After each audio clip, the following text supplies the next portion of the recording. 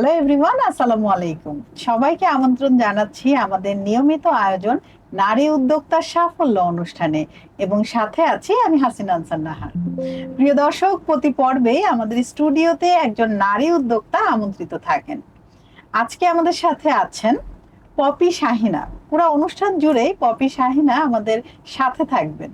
তার জানা অজানা সকল তথ্য আমরা জানবো, এবং তিনি কিভাবে একজন সফল নারী উদ্যোক্তা হয়ে উঠলেন সেই গল্পটাও আমরা তার কাছ থেকে শুনবো। চলুন দর্শক, আমরা চলে যাই পপি শাহিনার কাছে। কেমন আছেন? আলহামদুলিল্লাহ, আপনি ভালো আছেন আপু? হ্যাঁ, আমি খুবই ভালো আছি। মাশাআল্লাহ, তোমাকে এত মিষ্টি লাগছে। ধন্যবাদ আপু, আপনি তো বরাবরই মিষ্টি। আপনাকে সবসময় আপনার তুলনা আর কি নতুন করে বলার কিছু নেই। থ্যাংক ইউ সো মাচ, আমার প্লেজার। তোমরা যে আমাকে এতটা ভালোবাসো, সম্মান করো। আচ্ছা পপি, তুমি তো একজন রন্ধন শিল্পী, এবং আমি জানি তুমি খুব মজাদার আচারও বানাও। তো আমি চাই তুমি তোমার পরিচয় আমাদের দর্শকদেরকে দাও এবং তোমার উদ্যোগের নাম। আমি পপি শাহিনা, আমার পেজের নাম ইয়া রহমানু গার্মেন্টস। আমি বিভিন্ন হোমমেডের আচার নিয়ে কাজ করি এবং এটা আমার সিগনেচার আইটেম। এছাড়াও বিভিন্ন অথেন্টিক আর কি প্রোডাক্টগুলো আছে, যেটা হলো ঘি, সরিষার তেল, তারপরে হোমমেডের বিভিন্ন মশলা, তারপরে ওখানে হোমমেডের আর কি চালের গুঁড়া, এই যে সিজনাল গুড় আর কি আছে, হিউজ পরিমাণে আইটেম নিয়ে আমি কাজ করি। বাহ, চমৎকার। মানে অনেক কাজ নিয়ে ব্যস্ত জি আপু, জীবন, কারণ তোমার চাহিদাও আছে এগুলার অনেক। ইনশাল্লাহ আল্লাহর রহমতে। নিশ্চয় এতদিনে মানে পার্মানেন্ট কিছু গ্রাহক হয়েছে, রিপিট কাস্টমার আমরা যেটা বলি। আবার রিপিট কাস্টমার থেকে কিন্তু নিউ কাস্টমাররাও আসে। জি আপু, তো তোমার এই আসার গল্পটা আমি জানতে চাচ্ছি, যে শুরুটা আসলে কিভাবে ছিল? আসলে শুরুটা আপু, আমি অনেক আগে থেকেই আমার আর কি জব করার ইচ্ছা ছিল। তো এক সময় যে দেখা গেছে সংসার, বাচ্চা, এগুলো সবকিছু নিয়ে আর জব করার এটা হারিয়ে ফেললাম। তো কারণ স্বাভাবিক, আমাদের নারীদের তো প্রতিবন্ধকতা আসেই পরিবার থেকে মেন। তো ওই সময় আমি আর কি বসে থাকতাম না, সবসময় চিন্তা হতো কিছু না কিছু করি। তো করতে যে দেখা গেছে আমি তখন লালবাগ ছিলাম। রান্নার আগ্রহটা কবে থেকে? রান্নার আগ্রহটা আমার বরাবরই রান্নার আগ্রহটা। তো শ্বশুরবাড়ি আসার পরে যখন কোনো অনুষ্ঠান হতো, তখন আর কি আমি বিভিন্ন আইটেম যখন নতুন নতুন কিছু করে রান্না করতাম, তখন তাদের কাছ থেকে মাশাআল্লাহ আর কি প্রশংসাই পেতাম। তো ওইখান থেকে আর কি সবসময়ের জন্য চেষ্টা করতাম যে আমি নতুন কিছু করে, এখনো আর কি কখন কোন আইটেমটা নতুন হবে, একটু স্বাদ ওটার সাথে একটু নতুন কিছু, হ্যাঁ এটা চেঞ্জ করার চেষ্টা করি। আমার আচারের ক্ষেত্রে এগুলো চলে আপু। তোমার পেজের নামটা কিন্তু দারুণ। এই নামটা নিয়ে আমি একটু জানতে চাচ্ছি, মানে এই নামটাই কেন রাখলে? এই নামটা সবার আগে আপু আল্লাহ শুকরিয়া করা উচিত। তো যেহেতু আমি, দেখেন, আমার কাছে মনে হবে যে আমি আজকে এখানে আসব, কিন্তু এটা নিশ্চয়ই উপরওয়ালার থেকে আর কি আমাদের একটা থাকে, হ্যাঁ থাকে, আর বাকিটা হলো উসিলা। তো যাই হোক, এরকমই আমি লালবাগে যখন থাকি তখন আমার একটা দোকান নেওয়া হয়, তখন আমি দোকান মেনটেন করতাম। ওটার নাম ছিল ইয়া রহমানু ভ্যারাইটিজ স্টোর। তো আল্লাহর নাম যেহেতু ইয়া রহমানু, এটা নিয়েই আমার এই পেজটা। হ্যাঁ এটাই। সেটাই। তো ব্যবসার আইডিয়া ও মেনু পরিকল্পনা আসলে কিভাবে করো? আমি আমার বিজনেসে সবকিছুই আমি আপু, আমার এখানে সম্পূর্ণটাই ধরেন কাছে এ টু জেড। মডারেটর নেই না, আমারটাই আমি পুরাটাই খুবই অ্যাক্টিভ পারসন। ইনশাআল্লাহ চেষ্টা করি। আসলে কি যে বলে না, সিচুয়েশন আমাদের অনেক কিছু করতে বাধ্য করে, ঠিক তেমনই। এবং এটা আমার একটা জেদ, কারণ কি আপু, হ্যাঁ আমি করব। জিতগুলো কিন্তু ভালো। হ্যাঁ আপু, দর্শক, ও যেমন একটা জিত করেছে, সে কিছু একটা করবে। তো মাঝে মাঝে এরকম ভালো জিত করাই যায়। ওই যে একটা ইয়ে আছে না, যে হচ্ছে কি জানি, আচ্ছা এটা কাটি। দর্শক, তাহলে এরকম ভালো জিত মাঝে মাঝে আমরা করতেই পারি, তাই না? যেটা আমাদের কল্যাণ হবে, আমাদের কিছু একটা হবে এবং আর্নও করতে পারবো। তো আমি তোমার এই জিদের সাথে আছি, যুক্ত আছি। থ্যাংক ইউ আপু। আচ্ছা, তোমার ব্র্যান্ডের সিগনেচার ডিশ কোনটি এবং এর পেছনের গল্পটা আমি জানতে চাচ্ছি। আমার সিগনেচার আইটেম হচ্ছে আচার। সেটা হলো প্রথম যখন আমি শুরু করি আপু, তখন আমার আর কি খুব ছিল যে রসুনের আচার, কাঁচা মরিচ, বোম্বাই মরিচ, আর হলো আলু বোখারা, এইগুলো আর কি মোটামুটি 50 আপ আইটেম আমার আর কি আচার।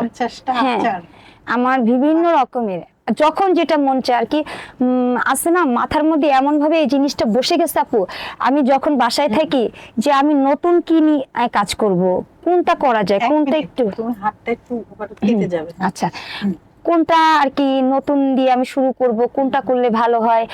যেমন ধরেন আলু বোখারের সাথে নতুন আমি আমসত্ত্ব এটা অ্যাড করি, যে এটা দিয়ে দেখি তো এটা কেমন হয়। এর সাথে আবার যদি মন চায় তো একটু ওইখানে দিতে চাই কিসমিসটা, যে এগুলো তো হেলদি হেলদি জিনিসগুলো সব একসাথে হলে একটু টেস্টটাও অন্যরকম হয়ে যায়, শক্তিও পাবে। হ্যাঁ হ্যাঁ এটাই, মানে রুচিও থাকবে। দর্শক, আমার কিন্তু সৌভাগ্য হয়েছে শাহিনার আচার খাবার, এবং আমি কিন্তু আচার অনেক সময় শাহিনাকে আমি অর্ডারও করি। সেক্ষেত্রে আমার বাসায় কিন্তু ও যেটা বললো, এই যে হেলদি আচারগুলা, যেটা কিশমিশ এবং আলু বোখারার ছিল, আমি এই আচারগুলো অর্ডার করেছিলাম আমার বাসায়। মানে কি বলবো, ওরা এত পছন্দ করেছে, এবং আমসত্ত্বর যে আচারটা মানে একদম ইউনিক ছিল, অথেন্টিকও আমি বলবো, কারণ ও কোনো ফিউশন ওইভাবে করে নাই, জাস্ট মূল জিনিসটা রেখেছে। এবং ওর মাংসের আচারটা আমি খেয়েছি, গরুর মাংসের, যদিও মুরগিটা এখনো খাওয়ার সৌভাগ্য হয়নি। দর্শক, আমি কি বলবো, এখনই আমার জিভে জল চলে এসেছে।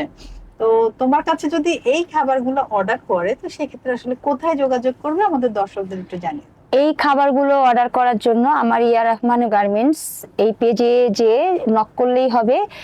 ইনশাল্লাহ আমার মনে হয় আর কি ভালো কিছুই দেওয়ার চেষ্টা করি সবসময়ের জন্য।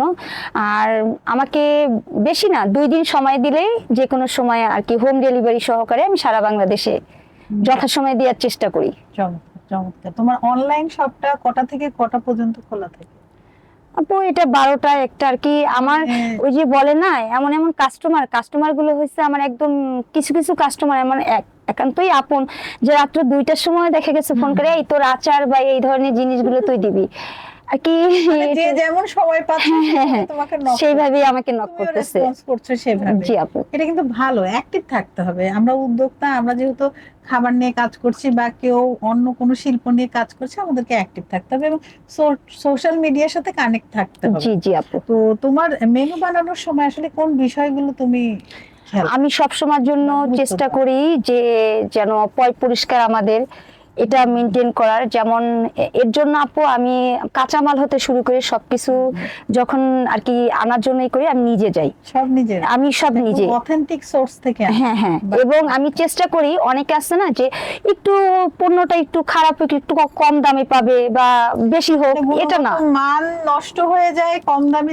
হ্যাঁ হ্যাঁ হ্যাঁ, সেটা না, তুমি খাবারের মানটা ঠিক রাখো। হ্যাঁ এটাই আমি সবসময়ের জন্য চেষ্টা করি, যে আমি লাভ কম করি কিন্তু আমার বিক্রিটা বেশি হোক, আমার লাভটা কম হোক বিক্রিটা বেশি হোক। কারণ আমি যেন ভালো পণ্য যদি কাস্টমারের কাছে দিতে পারি, হ্যাঁ হ্যাঁ, আমি যদি কাস্টমারের কাছে ভালো জিনিস দিতে পারি, তো অনায়াসে সে নেক্সট বার আমার কাছে অবশ্যই এটা অর্ডার করবে। তো এই খাবারের কোয়ালিটি কন্ট্রোল কিভাবে নিশ্চিত করো, বা চ্যালেঞ্জ কি কি থাকে? চ্যালেঞ্জটা থাকে আমি আর কি আচারের জন্য আপু কিছু কিছু তো টিপস, আপনি যেহেতু রন্ধন শিল্প আপনি নিজেও জানেন, তো কিছু মেনটেন করতে হয়, ওই জিনিসগুলো আমি বরাবরই মেনটেন করার চেষ্টা করি। এবং এটা আমি নিজে আমার নিজের বাসা খাবারের জন্য রেখে ওটা আমি ট্রাই করে দেখি যে আসলে এটার মেয়াদকাল কতটুকু থাকে এবং এটাতে কোনো সমস্যা হয় কিনা, বা আসলে এই যে হ্যাঁ হ্যাঁ হ্যাঁ, আর অন্য কিছু অ্যাড করছি না, কেমিক্যাল অ্যাড করি না, না মোটেও না, সেটাই। এবং আমার এখানে আপু আপনি আর কি ফ্রুটসের, যেমন অনেকে ধরেন বাচ্চারা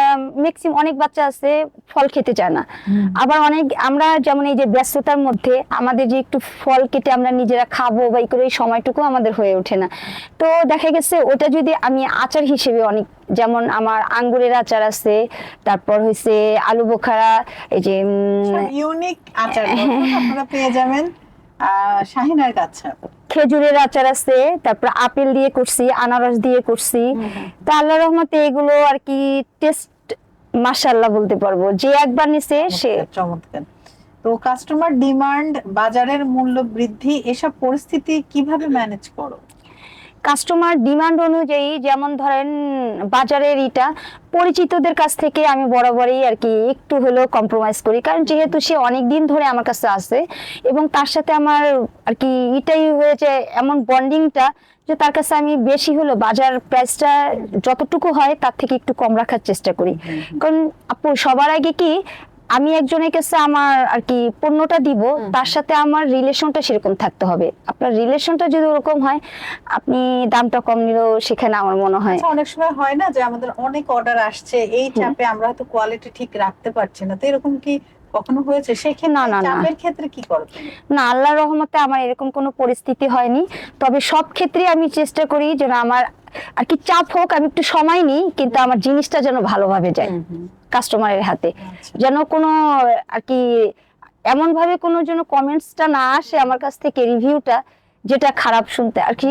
এই যে এত কষ্ট করার পরে যখন আমি রিভিউটা খুব ভালো শুনি কাস্টমারের কাছ থেকে, যে মাশাআল্লাহ তোরা হ্যাঁ, সব কষ্ট দূর হয়ে যাবে, এটা আপনি নিজেও জানেন। হ্যাঁ, সেটাই আসলে যখন মানে পুরস্কার নিতে কার না ভালো লাগে, তাই না? আর প্রশংসা নিতে কার না ভালো লাগে?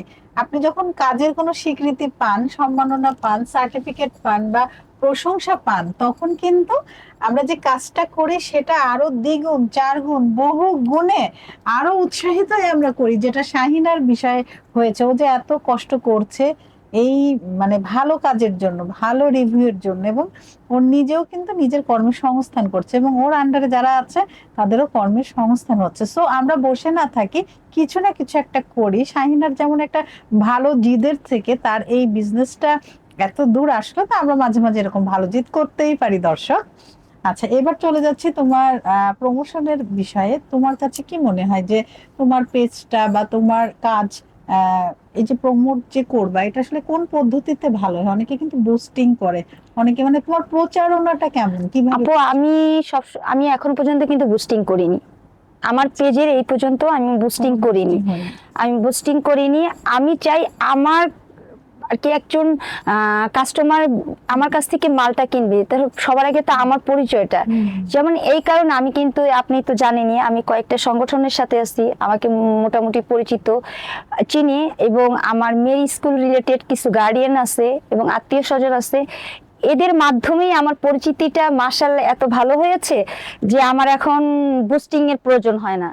মোটামুটি একটু হলেও সেল হয়। তবে হ্যাঁ, আশা আছে আমি আমার মাধ্যমে, আমার পরিচয়ের মাধ্যমে আমি আমার কোয়ালিটিটা এত ভালো দিতে চাই যেন অটোমেটিকলি বুস্টিংটার আর কি প্রয়োজন না পড়ে। না, তো গ্রাহক ধরে রাখতে তুমি কি ধরনের কৌশল অবলম্বন করো? আর তোমার সোশ্যাল মিডিয়া কি আসলে তোমার মনে হয় যে ব্যবসা বাড়াতে সাহায্য করে? আপু, আমার মনে হয় কিছু কিছু ক্ষেত্রে আর কি সোশ্যাল মিডিয়া আমাদের জন্য পজিটিভ, আবার কিছু কিছু ক্ষেত্রে নেগেটিভ। কারণ দেখা গেছে অনেক সময় ধরেন আমি এই আচার নিয়ে ধরেন কোথাও যদি যে বসি, এরা বারবার এসে আমাদের আর কি ভালোর দিক থেকে খারাপ নেগেটিভলি কিন্তু উঠায় রাখার জন্য চেষ্টা করেন। আপু আপনি কেন আসছেন, কেন আমাদেরকে আর কি, আমরা আগ্রহ হবো কি, আমাদের আগ্রহটা হারানোর জন্য বরাবরই চেষ্টা করে। তো এটা কখনো পজিটিভ কখনো নেগেটিভ, আমার কাছে এটা মনে হয়। তো গ্রাহক ধরে রাখতে তোমার কি ধরনের কৌশল তুমি ব্যবহার করো? আমি গ্রাহক ধরে রাখার জন্য আমি চেষ্টা করি বরাবরই এই যে মূল্য প্রাইসটা, এবং আমি ম্যাক্সিমাম ক্ষেত্রেই দেখা গেছে কেউ যদি আমার কাছ থেকে কিছু প্রোডাক্ট বেশি নেয়, আমি তাদেরকে অনায়াসে একটা গিফট এটা দেওয়ার চেষ্টা করি, এবং তাদের সাথে সবসময় জন্য মেনটেন করি যে তারা আমার ব্যবহার এবং আমার কোয়ালিটি পণ্যের আর কি সবকিছু মেনটেন করে যেন দ্বিতীয়বার আসতে বাধ্য হয় সে। বাহ, চমৎকার। তো টিম ম্যানেজমেন্ট কিভাবে করো? মানে তোমার টিমে আসলে কতজন আছে? আমি ইদানিং আর কি আমারটা আমি সম্পূর্ণ নিজে, মাঝে মধ্যে আমার মেয়ে আমাকে খুব হেল্প করে আমার এগুলোর ক্ষেত্রে। দেখা গেছে আমার হাজবেন্ডও আছে, তো আমার বাসায় কিছু আর কি দুস্থ মহিলারা আছেন ৩-৪ জন, তো এদের দিয়ে ইদানিং আমি খুব আর কি কাজ হেল্পফুল এটাই পাচ্ছি। প্রতিদিনের অর্ডার ম্যানেজমেন্টে তোমার রুটিন কি? আমার রুটিনটা হলো ম্যানেজমেন্টের আর কি, আমি সকাল থেকে চেষ্টা করি যেখানেই যাই না কেন সব ঊর্ধ্বে যেন আমি দেখি যে আমার কখন কোন কাস্টমার কোন জিনিসটা চাচ্ছে, এবং এটা আমার কয়দিনের মধ্যে দিতে হবে, কখন কি করতে হবে। তো সব বাজ দিয়ে আর কি আমার লাইফের একটা চার্ট হয়ে গেছে, সকাল থেকে শুরু করে রাত অবধি পর্যন্ত আমি কিভাবে এগুলো তৈরি করব, কখন কোন কাস্টমার কাছে দিয়ে আসবো, কখন আমার বাসা তো অবশ্যই সবার আগে, সেগুলো মেনটেন করে আমি যথাসময়ে আর কি প্রোডাক্টটা কাস্টমারের হাতে না দেওয়া পর্যন্ত আর কি আমার সাই হয় না। হ্যাঁ, আচ্ছা, কোনো গ্রাহক বিশেষ ফিডব্যাক তোমার ব্যবসায় পরিবর্তন এনেছে কি? কোনো গ্রাহকের বিশেষ ফিডব্যাক হ্যাঁ, কি সেটা? যেমন আমার এই যে আচারটা হয়েছে আমার ফিডব্যাক। যেমন আচারটা অনেক সময় আমি আপু অনেক কথা শুনছি তো আর কি, আচার নিয়ে কাজ করি বলে এত কিছু থাকতে আচার কেউ খায়? আচার অলি আর কি আমার বিশেষ ব্যক্তিবর্গ, ধরেন আপনজনদের কাছ থেকে এগুলো আমার শোনা প্রতিনিয়ত এখনো শুনছি। তো এই জিনিসগুলো দেখা গেছে যে মাঝে মধ্যে ইচ্ছা হয়েছিল যে দূর আসলেই তো আচার কেন, আমি তো অন্যান্য রান্নাও ভালো পারি, অন্য অনেক কিছুই করতে পারি, তো আমি কেন আচার নিয়ে কাজ করব? কিন্তু এই জিনিসগুলো যখন আর কি আমার মেনলি আমি যেটা বলবো, এই রাস্তাটা আসা আমার আর কি স্কুল থেকে হয়েছে। আমার মেয়ের স্কুলের কিছু গার্ডিয়ান ছিল, এরাই আমাকে ইন্সপায়ার, আমার মেইন যদি বলি এরাই আমাকে বলছিল যে তুই যেহেতু কাজ করতে চাচ্ছিস কিছু করা উচিত। আপু আসলে সিচুয়েশন আর কি ডিমান্ড, আমার এমন কিছু সময় আসছিল যখন আমাকে আর কি কিছু করতেই হবে, না করলেই নয়। ঠিক ওই সময়টা তাদের এই সাপোর্টটা আমার জন্য অনেক বেশি। তো তখন এরা আমাকে বললো যে এমনও গেছে যে তোকে আমরা প্রোডাক্ট কিনে এনে দিই, তুই শুধু আমাদেরকে বানিয়ে দে আচার, তুই এটা নিয়েই কাজ কর, এটা একটু অথেন্টিক, এটা দেখ সম্পূর্ণ অন্যরকম। লাইকও করে, মানে হ্যাঁ। তোমার যদি ওই রকম ভালো টেস্ট হয় এটা নিতে বাধ্য, কারণ আচার খায় না বা আচার প্রেমী এমন কোনো মানুষ নেই। কিন্তু আপু অনেকেই না এটা বুঝে না, অনেকেই বলে আচার কিন্তু দেখেন যে কোনো দোকানে কিন্তু সচরাচর পাওয়া যায় না, এটা কিন্তু বিশেষ দোকানগুলোতেই পাওয়া যায়। এবং এটা কিন্তু একটা রুচিশীল এবং মানসম্মত লোকরাই কিন্তু আচারটা প্রেমী হয়। তোমার ভবিষ্যৎ পরিকল্পনা কি? আমার ভবিষ্যৎ পরিকল্পনা আপু একটা লক্ষ্য নিয়ে আমি আসি, আমি যত যাই হোক না কেন আল্লাহর সহায়ক থাকলে আমি যেন আমার সেই লক্ষ্যে পৌঁছাতে পারি আর কি। আমি আমার এই কাজ নিয়ে একটা ব্র্যান্ডিং, যেন আমার একটা এমন একটা প্রতিষ্ঠান হয় সবার আগে আমার এখানে যেন কেউ কিছু করে তার কর্মসংস্থানের জন্য ব্যবস্থা হয়। কারণ একটা নারী ইচ্ছা করে অনেক সময় অনেক কিছু করার জন্য, কিন্তু তার পরিবার বা আনুষঙ্গিক ফিনান্সিয়াল সবকিছু ক্রাইসিসের জন্য সে ঠিক মতো করতে পারে না, যেটা আমি অনেক ফিল করছি বা এখনো করতেছি। তো এইটা আমি যেন কারো হেল্পফুল আর কি পরিপূর্ণভাবে করতে পারি, আমার ব্যবসাটা যেন সেই পর্যায়ে যেতে পারে, আমি 10 জন না পারি 5 জন নিয়ে যেন আমি সেভাবে তাকে প্রতিষ্ঠিত করতে পারি, এটা আমার সকল ইচ্ছা পূরণ হোক, আমরা এই শুভ কামনা করি। আমরা কিন্তু কথা বলতে বলতে অনুষ্ঠানের একদম শেষ দিকে চলে এসেছি। তোমার কেমন লাগলো নারী উদ্যোক্তার সাফল্য অনুষ্ঠানে এসে? আলহামদুলিল্লাহ খুবই ভালো। আর আপনার মতো একজন মানুষের সামনে এইভাবে যে কথা বলতে পারবো এটা আসলেই অতুলনীয় আপু। Thank you so R much. আপনিও যে এত ইসের মধ্যে আমাদেরকে সময় দেন, আমাদের মতো উদ্যোক্তাদের খুঁজে এনে কথা বলার যে এত সুন্দর একটা প্ল্যাটফর্ম তৈরি করে দিচ্ছেন, এটার জন্য অনেক ধন্যবাদ আপু। তোমাকে অনেক ধন্যবাদ, তুমি তোমার মূল্যবান সময় থেকে সময় বের করে আমাদের স্টুডিওতে এসেছো। আবারও দেখা হবে নতুন কোনো আয়োজনে। ইনশাল্লাহ। ভালো থাকবে। আপনিও ভালো থাকবেন আপু, দোয়া করেন। এবার কি ছবি তুলবে না উঠে যাবো? না না, এখন শেষ করি।